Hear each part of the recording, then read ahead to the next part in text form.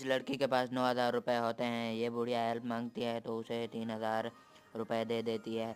उसका पति परेशान हो जाता है। कुछ देर बाद एक और भिखारी आता है, वो भी हेल्प मांगता है तो ये लड़की अपना सामान बेचकर उसे 3,000 दे देती है।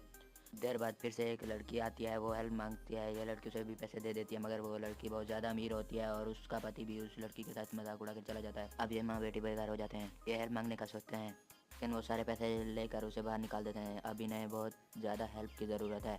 आप भी इनकी मदद करना चाहते हैं तो सब्सक्राइब करें।